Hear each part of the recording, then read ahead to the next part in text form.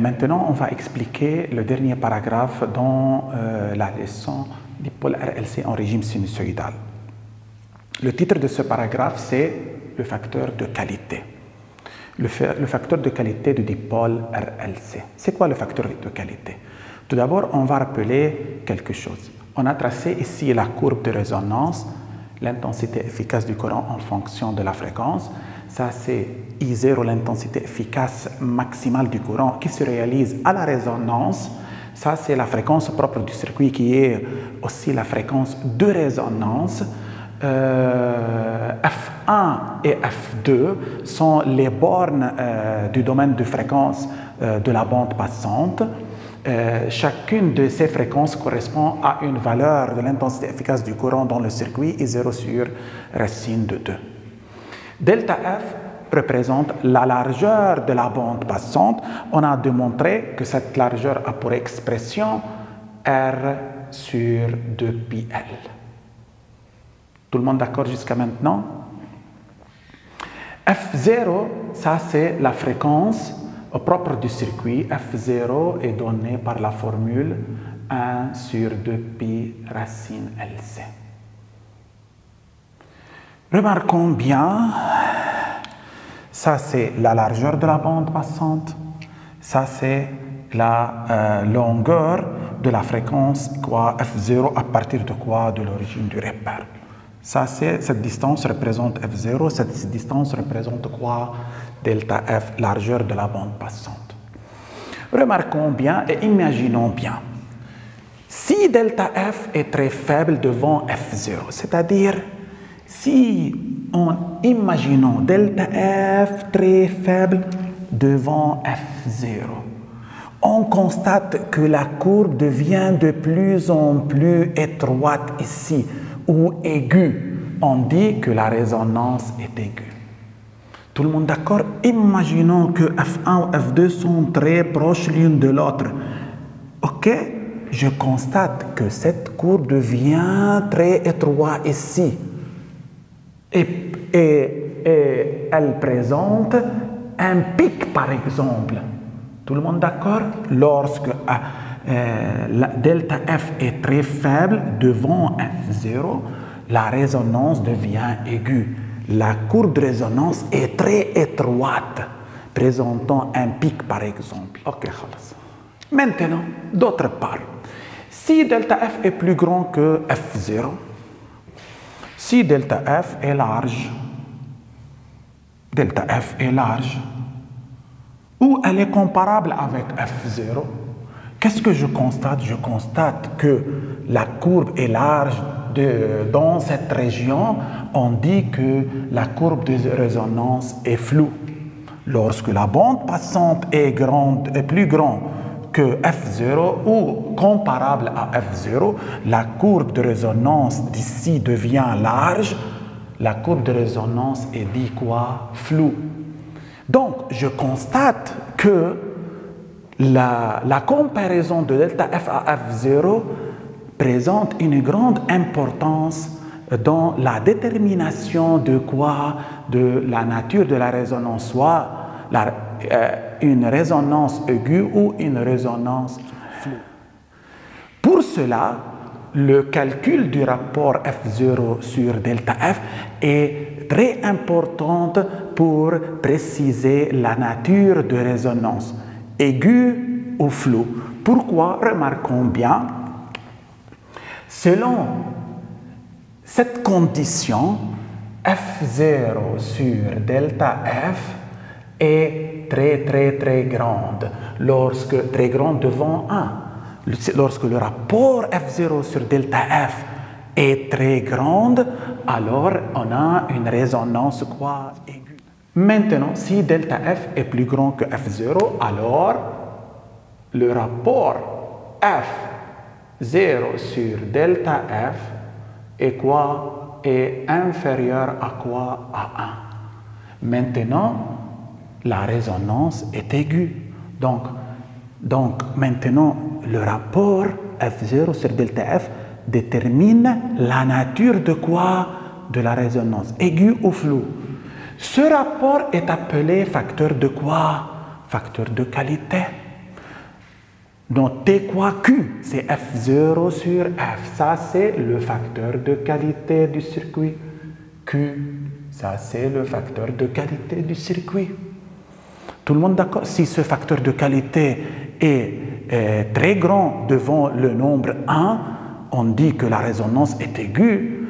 Si le facteur de qualité est inférieur à 1, on dit que la résonance est quoi? Est floue. Donc, Q, qui est le facteur de qualité, F0 sur delta F, est sans unité. Pourquoi? C'est le rapport de deux grandeurs de même unité. Hertz en haut, Hertz en bas. Maintenant, quelle est l'expression de ce facteur qualité?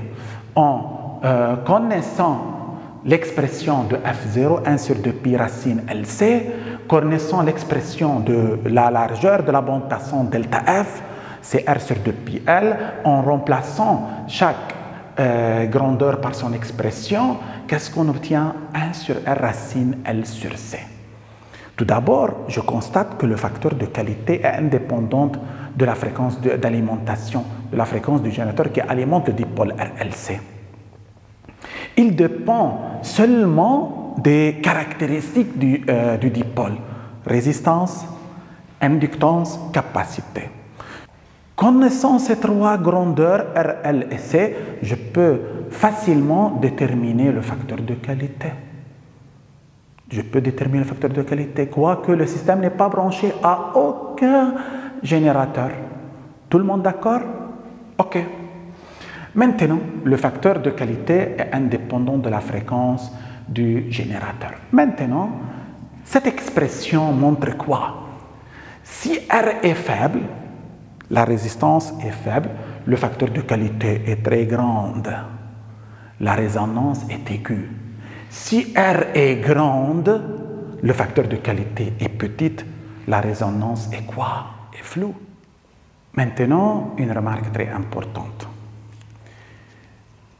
Puisqu'on s'intéresse aux réponses en intensité supérieure à I0 sur racine de 2, c'est-à-dire dans cette région, ces intensités correspondent aux fréquences comprises entre F1 et F2, c'est-à-dire aux fréquences de la bande passante.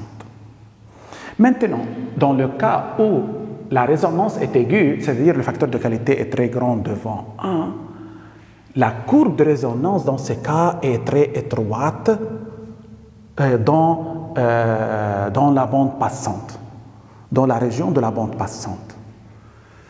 Maintenant, l'ensemble des fréquences qui réalisent des intensités supérieures à I0 sur racine de 2 est très limitée. Elle se trouve presque confondue avec quoi? Avec F0.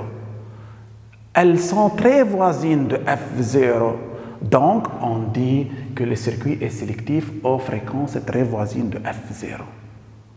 Maintenant, dans le cas où la résonance est floue, c'est-à-dire Q inférieur à 1, la courbe de résonance est large ici. L'ensemble de fréquences qui réalisent une intensité efficace supérieure à I0 sur racine de 2, c'est-à-dire aux réponses importantes, devient quoi? Devient très grande. Donc, un grand nombre de fréquences réalisent la condition intensité efficace supérieure à I0 sur racine de 2. Dans ce cas, on dit que le circuit est sélectif à un large domaine des fréquences. Maintenant, une conséquence très importante. On sait que la valeur maximale de la tension aux bornes d'un condensateur de capacité C, lorsqu'il est soumis à une tension sinusoïdale, c'est UMC, CIM sur C oméga. C est la capacité du condensateur, oméga est la pulsation du générateur, IM c'est l'intensité maximale du courant. En passant aux valeurs efficaces, c'est-à-dire je peux écrire UC racine de 2 égale I racine de 2 sur C oméga. En simplifiant par racine de 2, on obtient UC égale I sur C oméga. Maintenant, qu'est-ce qu'on peut faire? À la résonance, on sait que la valeur de I à la résonance,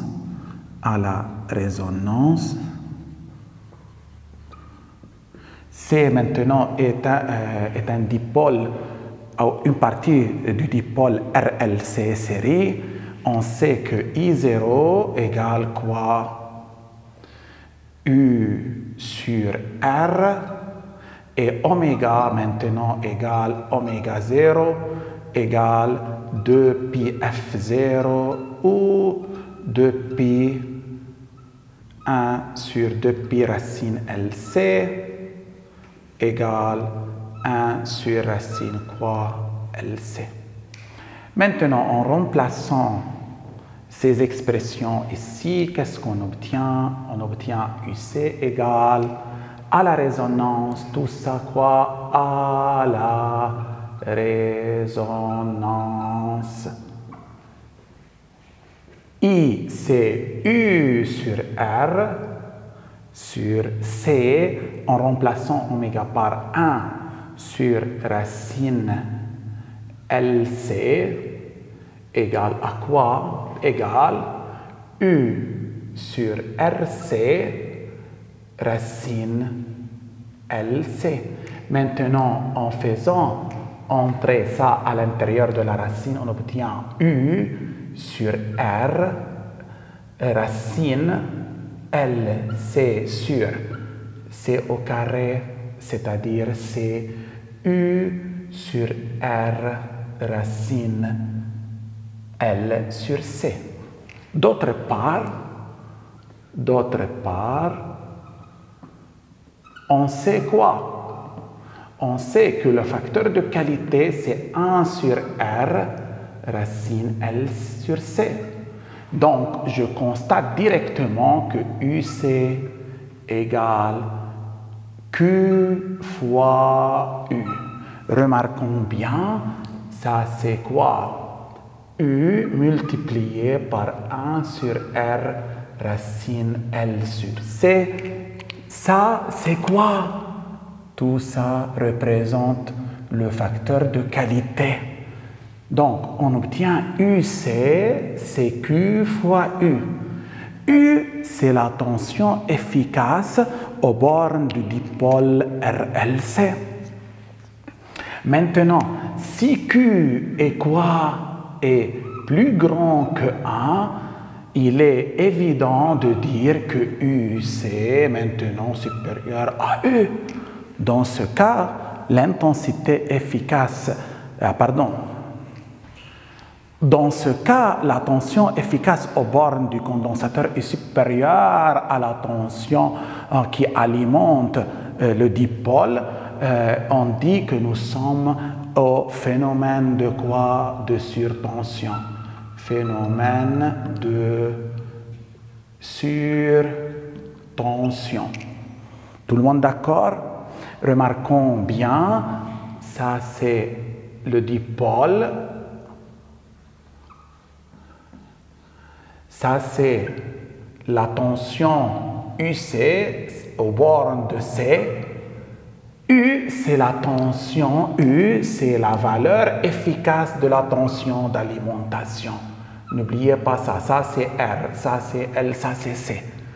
Remarquons bien, dans le cas où Q, le facteur de qualité est supérieur à 1, Q plus grand que 1, alors UC est supérieur à U. On dit que nous sommes au phénomène de quoi? De surtension.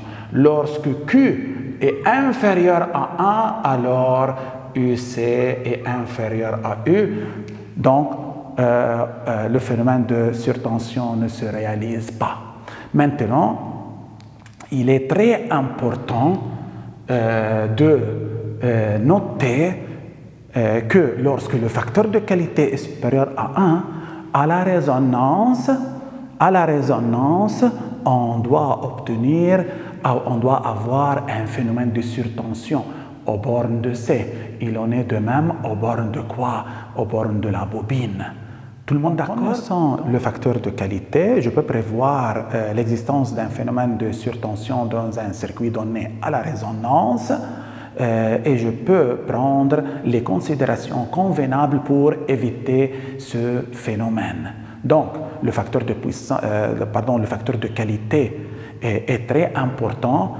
À partir de ce facteur, je peux connaître que si la résonance est floue ou aiguë, l'existence de quoi? De phénomènes de surtension à la résonance dans un circuit donné. Remarquons bien et n'oubliez pas, on a cette formule est seulement applicable à la résonance. Applicable à la résonance.